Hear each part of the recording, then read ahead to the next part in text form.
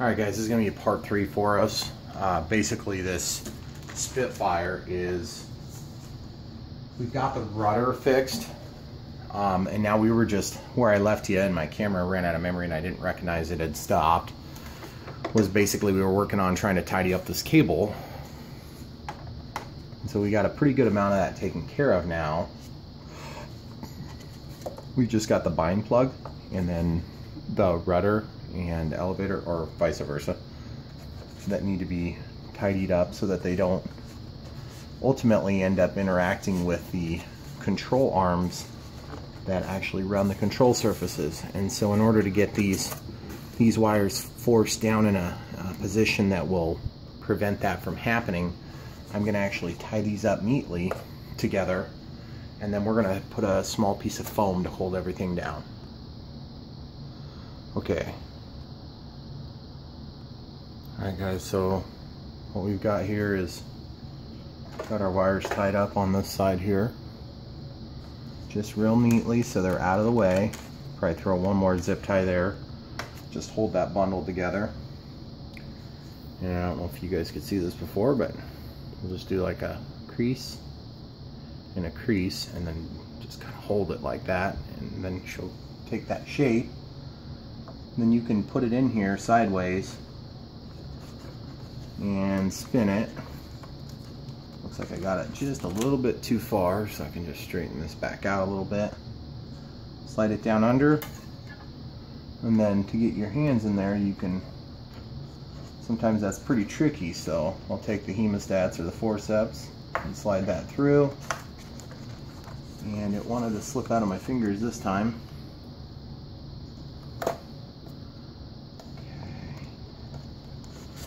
So basically that's that, but if you're using hemostats, you better be ready to use a second pair too, because it seems like you always need 2 if you do it this way. Okay, so once you pull that, then you can just get your hemostats out, and you can run your finger down holding the zip tie and tighten it just like that. And you end up with a nice tidy bundle of wire. Clip the excess.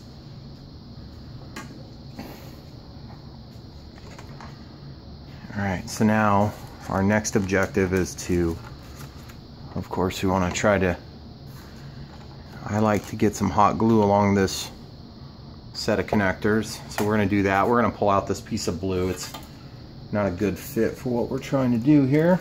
I'm just going to grab and pull that out. I mean, it probably would have done most all of what I wanted to do, but it's going to offset some of it as well. Okay, so I found this piece of foam. It's squishy, but it's going to be easy to cut, and it seems like about the right width for the opening here. But we got this triangle shape, so I'm just gonna trim it with a pair of scissors. Discard that piece we won't be needing, and then I can take and feed this in. So remember, this is just to force those wires down, and this might even be too narrow of a piece. Sorry guys, gotta move you out of the way here. Okay, so we've got that piece there. So now I've got it clamped on with the hemostats or the forceps, whichever you prefer. And it looks like that piece is not quite wide enough there. So I need to go back and get a piece that's another 25% larger. Okay, so I got this wider piece here. We're gonna see, because that seems like it's closer to the width of the fuselage. And the idea is it's just gonna hold down the wires. That's all I need to do with it. It doesn't need to be really pretty or anything, but I want to try to keep it at least square, so we have even pressure on both sides. So I'm going to take these things, clamp down on it, at least try to spin it in there if I can, so we don't damage the side of anything, especially not the pretty area. Okay, not going to be able to use the hemostats to do that. It's going to want to damage something. Okay, so we're going to put it in there lengthwise, and then we're going to just try to rotate it. Oh yeah, that should hold it down nice. I don't know if you guys can see inside there yet, but basically it's held in there tight. But thing is, now I've got to take, and because there's enough side pressure, I can just force this down and out of the way so that it protects the servos from getting hit by the wires themselves.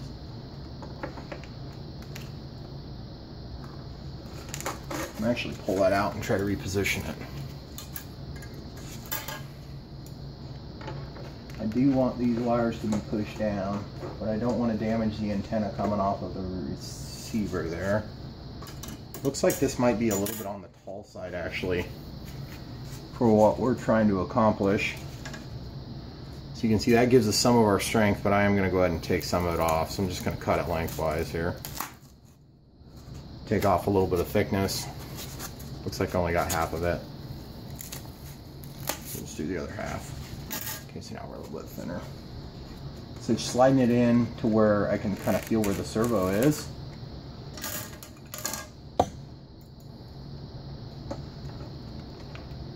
Just pulling that down out of the way of the servo.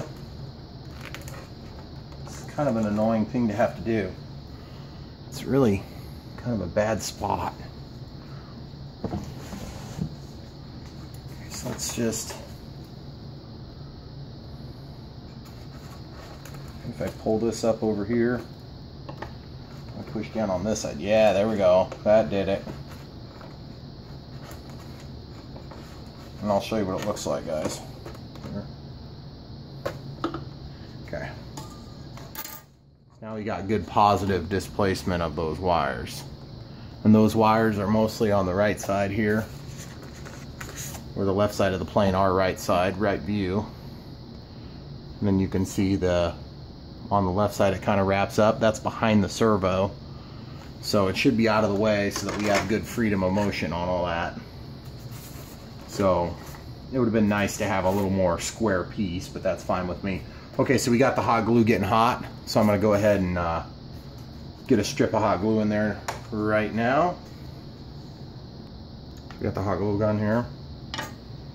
So what we're going to do is we're just going to take it, and since we're not going onto the foam, we don't need to cool it down. Normally I'll kind of put glue onto a screwdriver or something of the sort.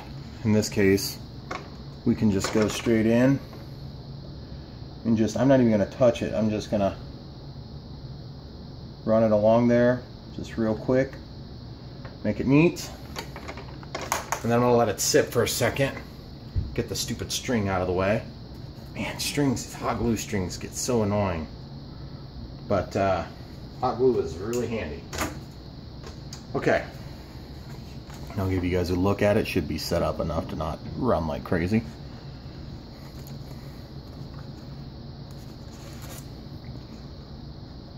So I'm just kind of touching it to see if it's cool, and it's cool enough to not have to worry about it coming undone right now. That's nice. Okay, great. So everything is intact.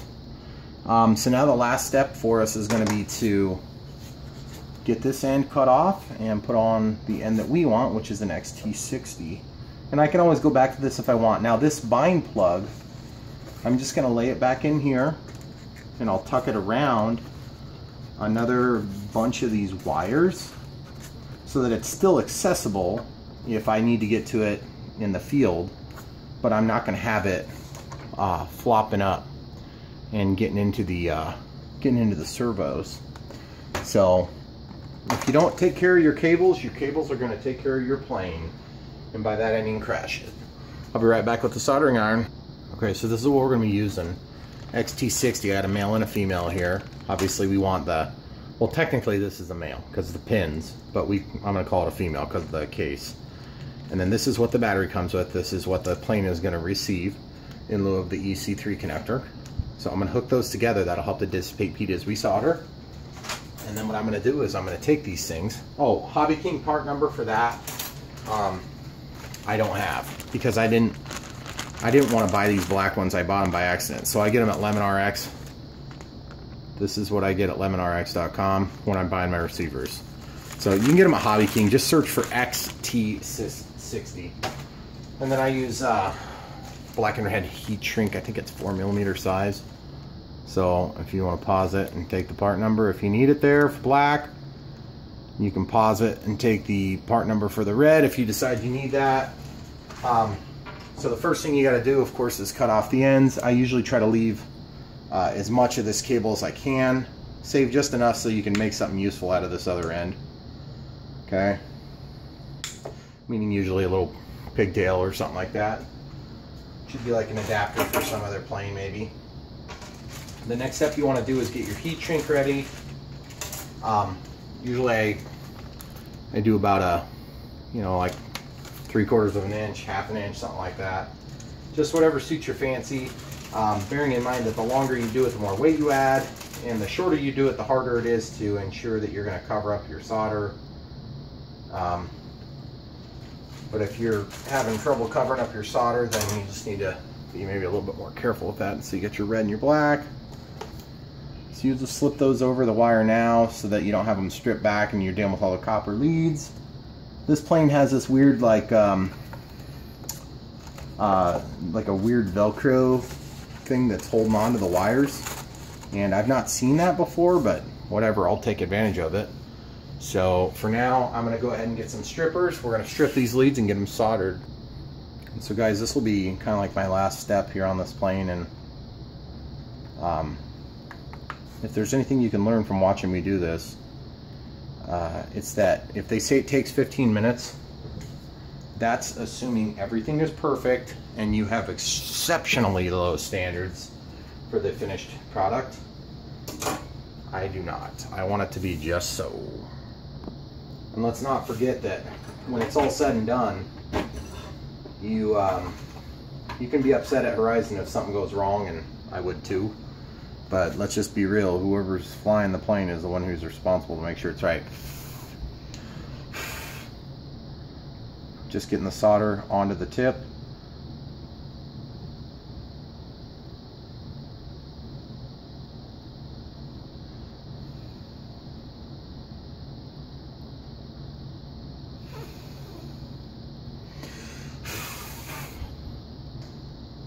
Okay, so that one that's laying down, probably not a good place to solder since it's going to melt the foam.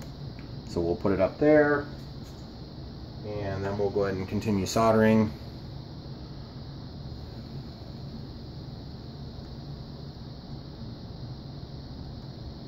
All I'm doing is bridging the gap between the two pieces, and then what I'm going to do is I'm going to actually let it wick into the bottom portion of the connector as I solder.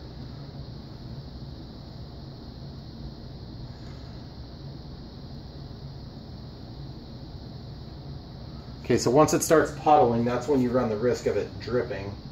And dripping is not a good thing when you're trying to finish a plastic model, or in our case rather a foam, styrofoam, EPO.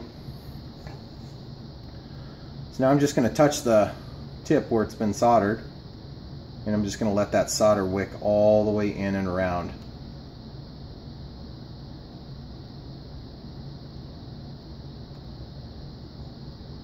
And in case you're wondering, this wire is extremely hot right now, so it's kind of not real fun to hold on to it. But it's better than the alternative, which is dropping it into something that's going to melt, i.e. foam. So now one thing you can do too is sometimes it's nice to have something to rest this against, but in this application I'm just kind of sick of screwing with it and I want to be done with it, so I can go fly the thing here pretty soon, I hope, if the weather cooperates and all that crap. Now you see how I'm heating the one side. This side seems pretty naked right there. I'm going to actually heat this, bring it up to the top, and then let it set. And then I'm going to actually heat the other side and it will wick over. Or sometimes it will. About lost a drip into the foam. That would have been unfortunate. I'm just walking the heat over. Okay, so now that that's kind of sitting, actually lay that down inside of there. We're gonna pause it and we'll come right back to you with the next. Okay, so I got this little 20,000 shim to just hold up the wires. There's nothing magical about a 20,000 shim for that application. Now I need to take and solder into these sockets, I need to get those tinned. So what I'll do is I'll actually take this and get a nice good seat in the connector. That's going to keep the pin straight as I'm soldering too, if they would have a tendency to want to melt. So we got the negative side here, and we have the positive side here. Okay, so it doesn't really matter which one we do first, but what I'm going to do is I'll probably just roll this plane back a little bit and get that more or less out of the way, and then you guys can see me doing those. Okay, so the way this works is very simple. You're going to take your soldering iron, you're going to get it cleaned up, do some tip cleaner, whatever, do some mechanical cleaning with abrasion. Okay, so we're going to start by doing the side that we're clamped to, because we're going to dissipate the heat and keep it from melting.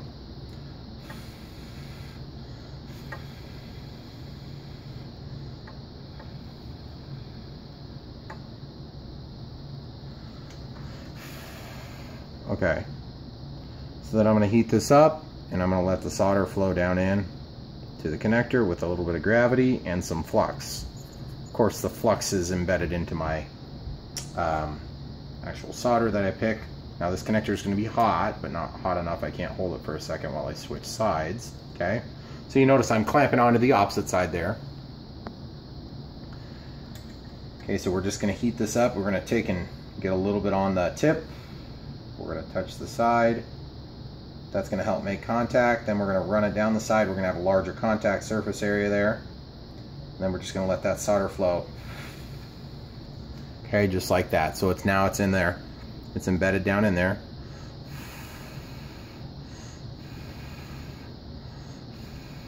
Okay, great. So we've got that more or less taken care of there. So now the more difficult, challenging part is going to be to actually get this into the plane itself. And the reason it's so difficult is just because there's a million different things to balance, and of course you don't want to touch the plane, because that would suck and you would screw something up for sure. So we'll just hope that doesn't happen. So now you're thinking, well, how do you control all this stuff? Well, you sort of just gotta get a feel for it and then get lucky.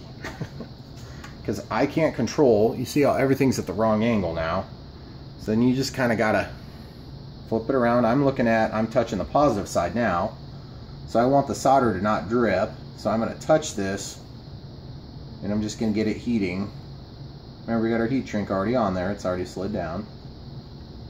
And so now you want to keep that tip away from your plane because you will melt it. Okay, so now I'm just sliding it in as it heats up.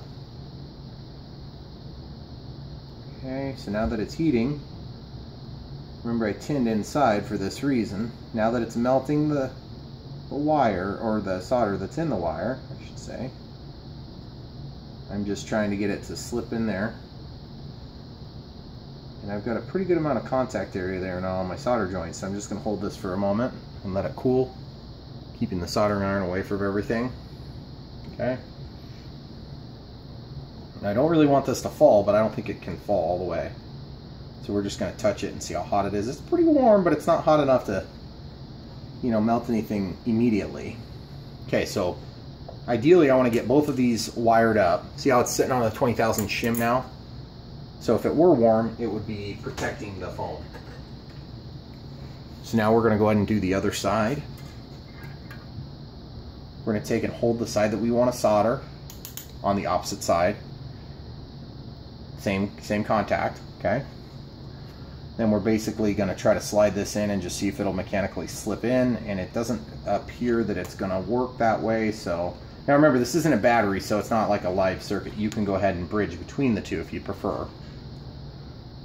One trick you can do, and it will almost always work, is you can take pliers and pinch. You can pinch this and it will squeeze down into the socket, which is nice because you're just squishing the lead and or whatever silver that you've got here, and you're just squishing it. It's not going to deteriorate that connection. Now I wouldn't do it unless you have to, but that's just going to basically make it so you can slide it in, and then when you heat it up, everything's just going to reflow around. Okay, so that's basically where it needs to be, and I'm just forcing it in there because it is kind of sort of going.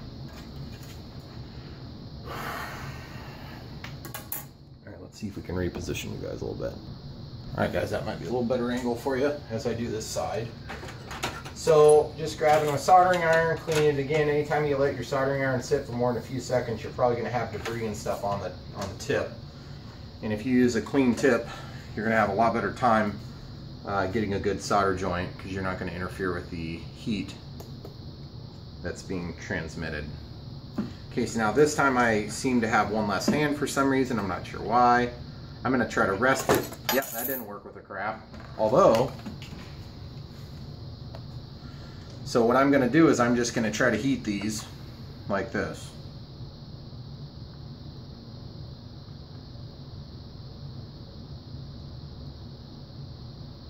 And I'm controlling the amount of heat that gets transferred by rotating the soldering tip to get a bigger surface area or a smaller surface area.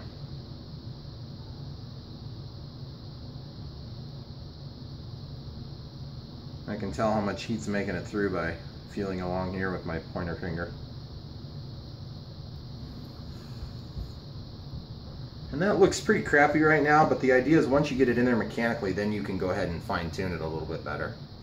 Add some extra supplemental solder, because you can see it's in there, but it's just not totally filled up. Now, there's nobody saying it has to be totally filled up, except for humans that want their planes to fly best and not have problems because of stupid connectors. Those people say it, and I'm one of them. So I don't want to find out that I'm overdoing it any more than the next guy, but I'd rather overdo it a little bit now than have it crash over it.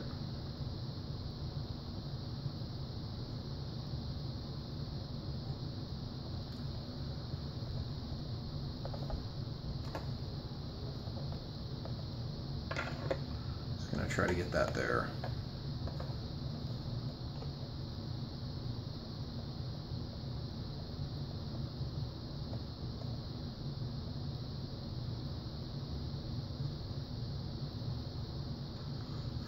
Now you run a risk that this thing would flip out and shoot solder in your face if you do it this way, so you got to be very careful.